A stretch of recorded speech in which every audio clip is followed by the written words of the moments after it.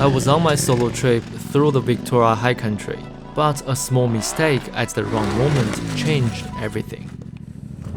After 2 days of riding 700 kilometers through the dirt trail, bushfire, high mountain plain, and one of the most dangerous roads in Victoria, I finally reached one of my bucket list destinations. It took everything I had, but with injured leg and losing daylight, I had to set up camp in an empty campsite, trying to figure out what to do next.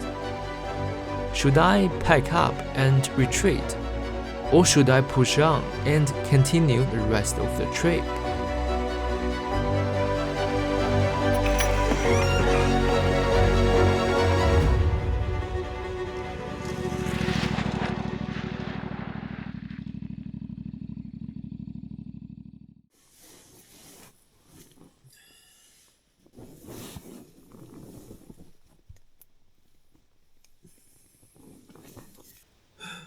Good morning. I am awake. So cold, it's freezing. I think it's one of the coldest nights I've ever been through.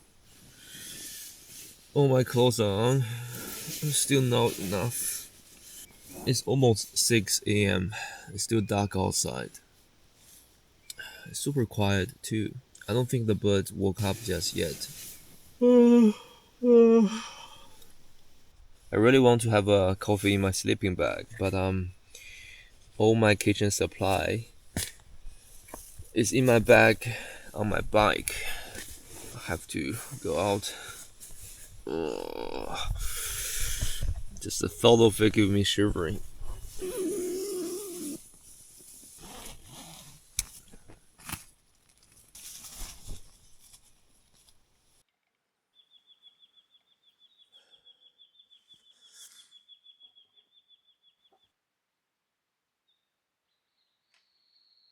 I've got it.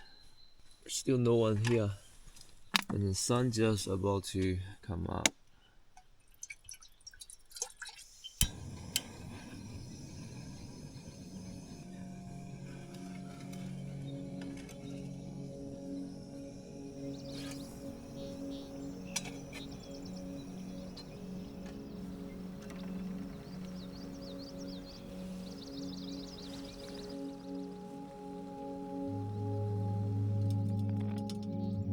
Last night was rough. After the crash, I didn't have the time or energy left to collect firewood, and it got very cold in the evening. The temperature dropped to around 5 degrees during the night. What made it worse was the cold air running down from the hill into the valley, and the cold draft crept into my tent. The pain from my leg also meant I couldn't find a comfortable sleeping position, which made the night even longer. So when I woke up to the first light, I was just happy to see the sun coming up.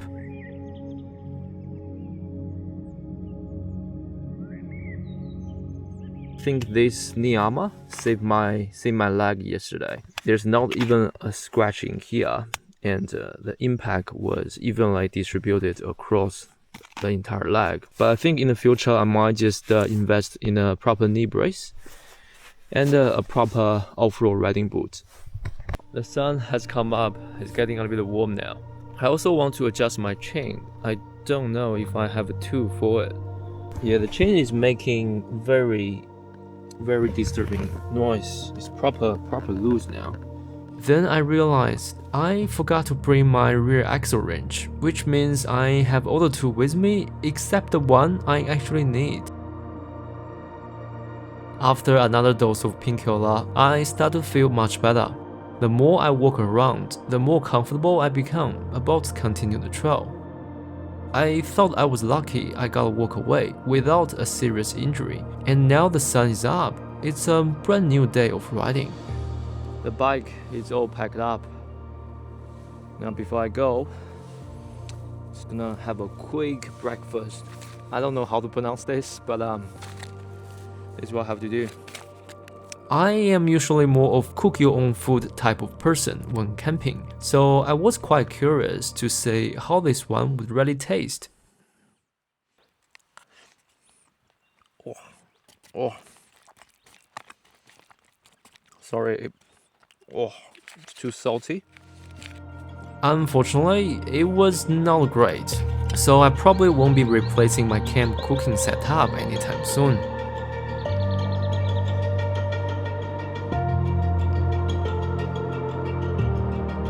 Time is not on my side, but it's too good of opportunity to now fly this.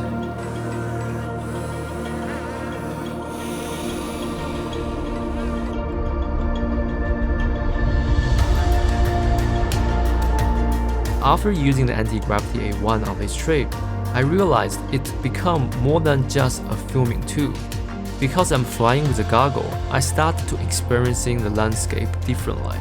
I got to watch the mountain, the river, and the road from above. In this case, it's the full mighty of the snowy river and the McKillops Bridge crossing it. And a lot of time, I would just simply hit record and enjoy the moment. It made my ride feel much more immersive. Like I'm playing a freaking video game here. I have a long way to go. I'm heading that way. Let's bring it home.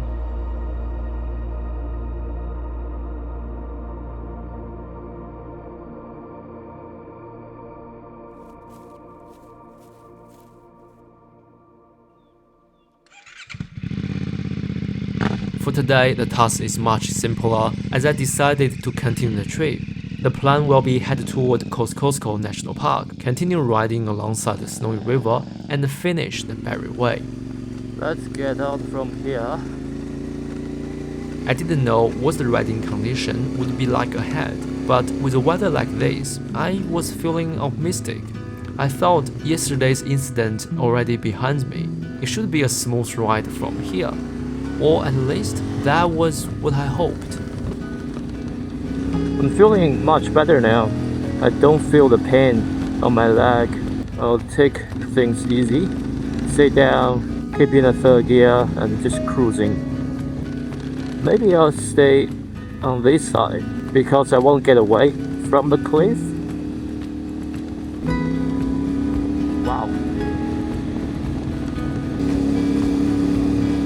You can see the snowy river down there.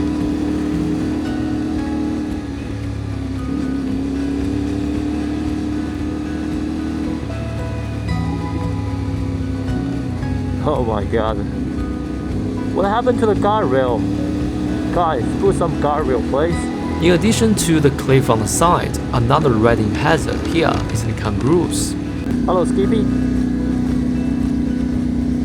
You're a bully? Usually oh there's another one. Oh my god, there's a bunch of them. Come on guys. Why are you guys here? Isn't it a bit too light for you? My chain is making that weird noise. Apologies guys. I swear I did my chain maintenance before I left. There's also a problem with this type of road. It was nice on the surface, but if there's one rock in the middle of the road and you don't pay attention, it can end up sending you off. There's no point of rushing it. Whoa, there's so many rocks. McKillops Road is called one of the most dangerous roads in Victoria for a reason.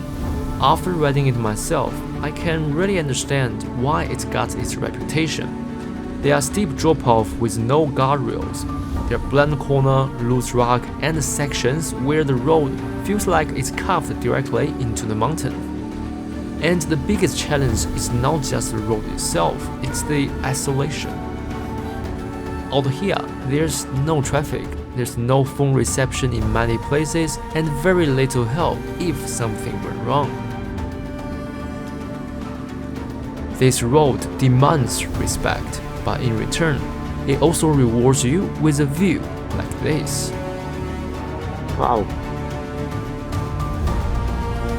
I'm gonna stop here. What a view!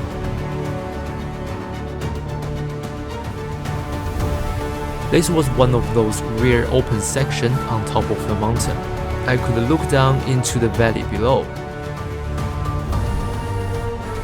Wow. You can see the mist coming out from a valley. Unbelievable.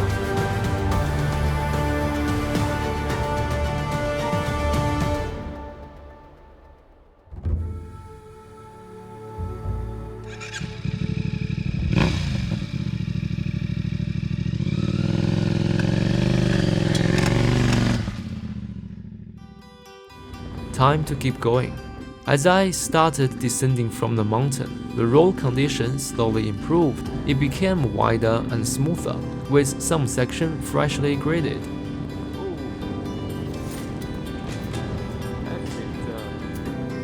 Overall, I think this road is in great condition. And finally, I saw other vehicles on the road. Continue along McKillops Road for a few more kilometers. I passed through a large open farmland before turning into the Snowy River Road. From here, I was heading north, back towards the New South Wales border.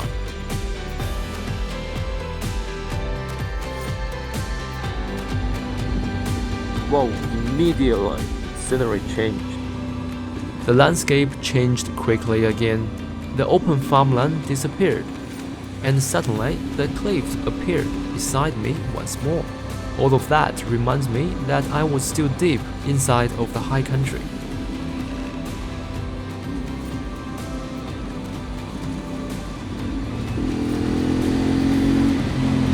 Wow. Oh, that's great. Look at that. The entire road just extending to the other side of the mountain. That's quite stunning. Suggan Buggan campsite. I was actually thinking about come here to camp last night. Oh, it's a nice little river.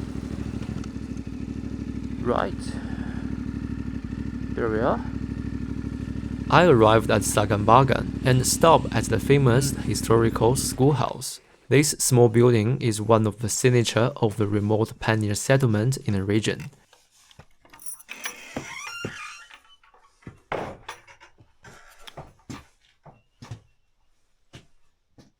I wonder what it's like to be a student in this place. It must be a fireplace. When it gets too cold, you need a proper fireplace to be able to stay inside. Okay, that was the schoolhouse. Apparently, the schoolhouse was founded in 1845 and restored in 1975. And that was how it looks like 200 years ago. Imagine coming here 200 years ago and somehow settle in a place like this, have a family, have a kids. I can't imagine. After leaving Suggan Buggan, I found myself climbing back into the mountains again. The road followed the mountain ridges towards the New South Wales border. Every now and then, the trees would open up, revealing the mountain in front of me.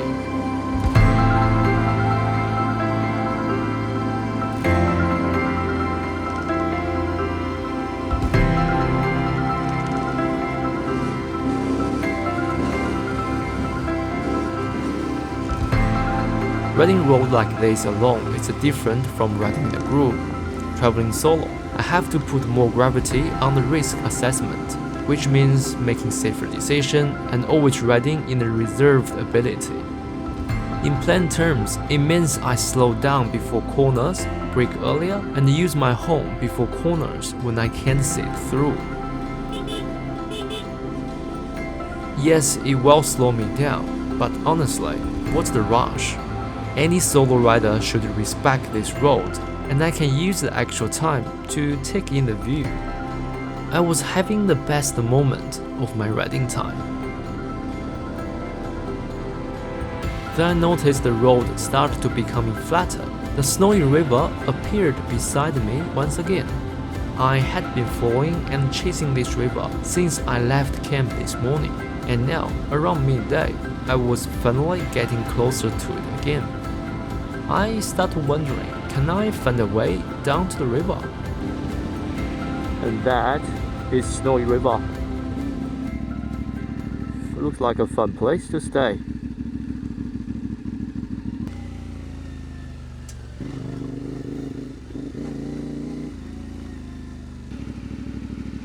Where is everyone? There's no one here.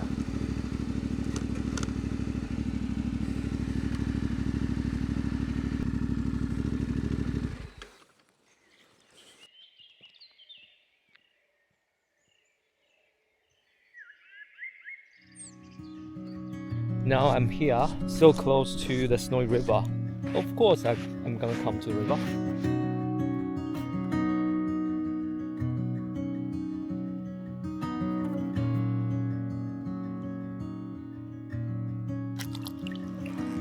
Water isn't cold at all. If I come here in the summertime, this would be an awesome place to stay, to swim, to cool off.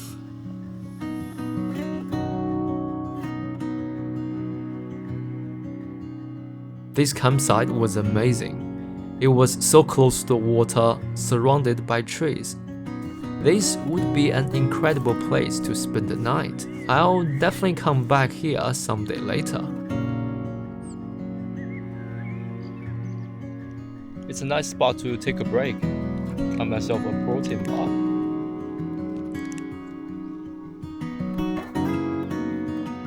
Sitting by the river, I was actually feeling pretty good. Even without taking more painkillers, my leg wasn't hurting as much. After everything that happened yesterday, I genuinely felt I was very lucky. Time to get going.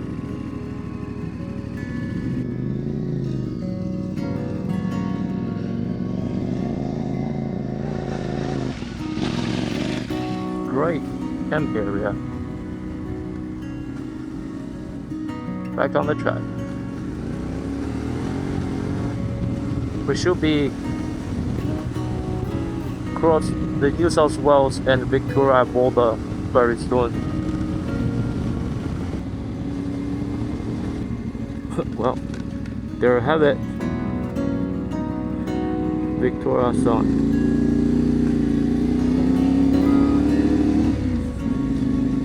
Costco National Park. Okay, the road definitely deteriorated as soon as I hit New South Wales border. After crossing the border and back into the New South Wales, the Snowy River Road changed the name to Berry Way. But there were noticeable more ruts and potholes, especially around corners. For an adventure bike, it wasn't too difficult. If you are driving a normal car, this will be a very different story. There are actually many stories of Google Maps sending holiday travelers onto this road because it appears to be a scenic shortcut between the coast and the New South Wales High Country. And unfortunately, I was one of them a few years ago. 2 years ago, I had my parents-in-law and my wife, 4 of us, sitting in the same car. We were supposed to be driving from Suggan to Lake Entrance, and this road come up as a shortcut. I had no idea this was the road condition.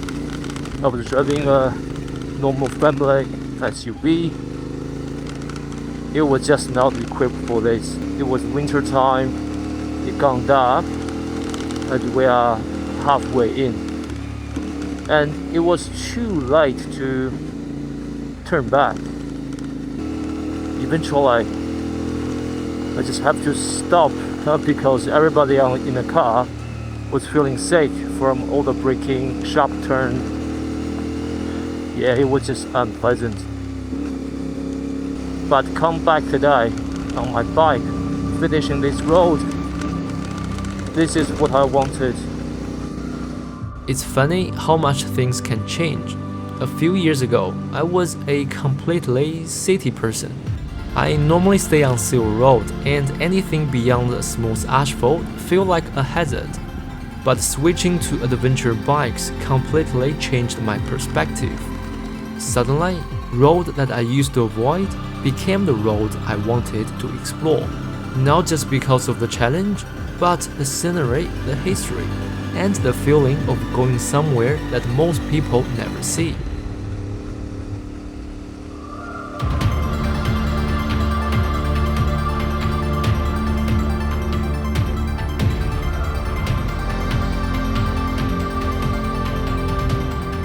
Looking back at everything I've learned over the past 12 months, from the outback to the high country, and all of the smaller mistakes and the lessons along the way, it all helped build the confidence to take me on a ride like this one.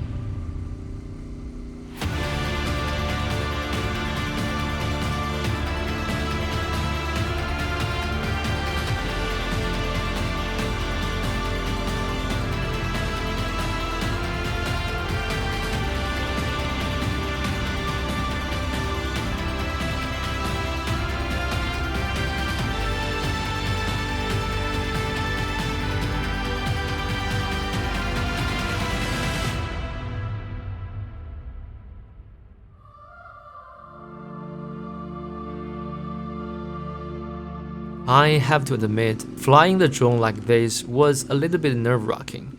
And because I packed away the goggles and the control and asked the drone to auto-track myself, I couldn't see the screen or the drone. And luckily, the anti-gravity A1 performed really well. The omnidirectional obstacle avoidance worked very well around the trees, and because it records 360-degree footage, it can just keep flying forward and keep myself in the frame.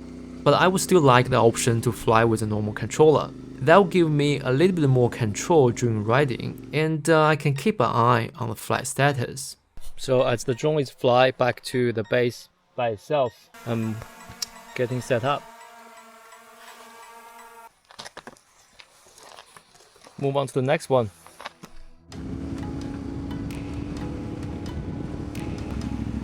Wallace Craigie, look out. Elevation 894 meter.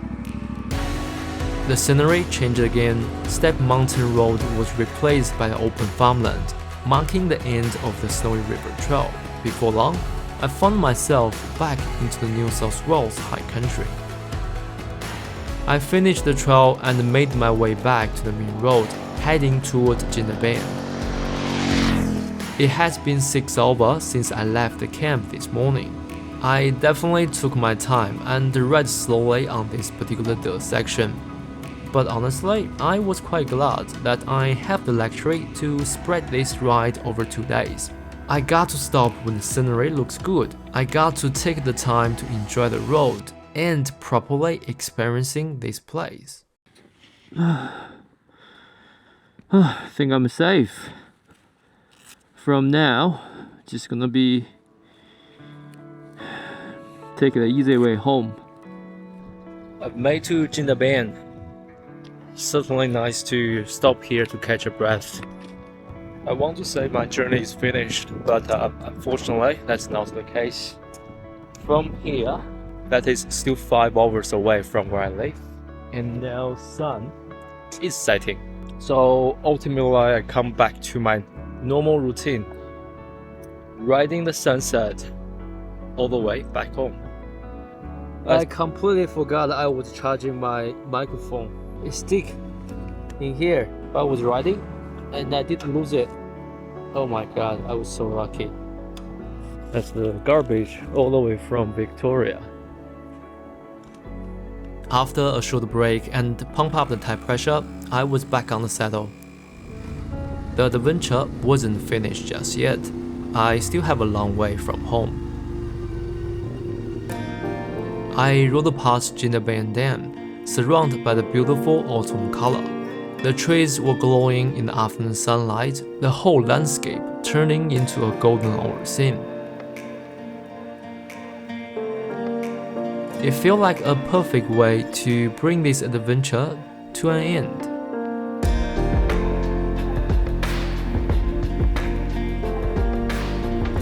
Two days ago, I left home with very little preparation and almost no fixed plan. All I had was a destination in the GPS. Everything else was decided along the way. I stopped whenever the scenery caught my attention, camped wherever it felt right, or sometime where I was forced to because the plan didn't work out. But somehow, the trip didn't fall apart, even after making a stupid mistake and dropping a fully loaded adventure bike on my ankle. But more than completing the trip, what I enjoyed the most was the freedom. Traveling solo, making my own schedule, changing plan without needing to compromise with anyone else. There's something really special about that. And of course, this style of travel isn't for everyone. It's not always comfortable or easy, and sometimes things does go wrong.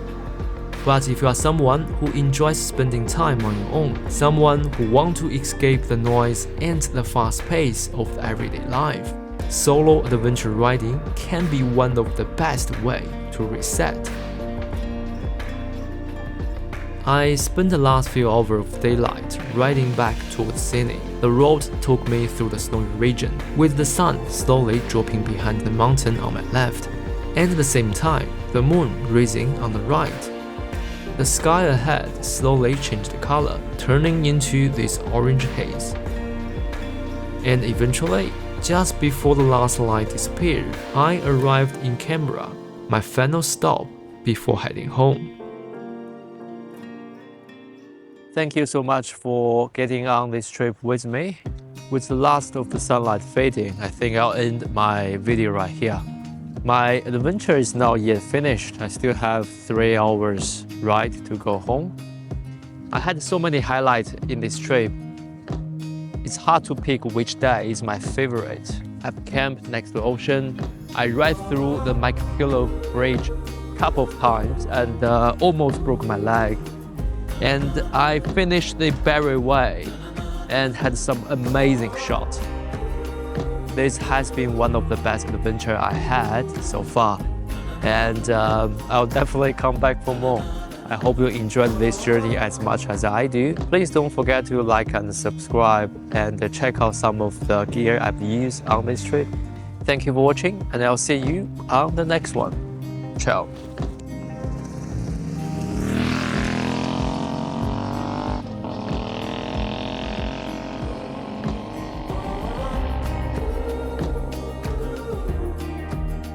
I was checking on my gear. I couldn't find my summer gloves.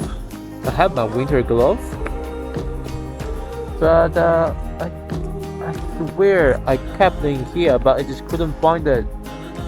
Anyway, given to what happened, that's a small price to pay. I guess it's time for a new glove. Damn, I like that glove. I just broke it in.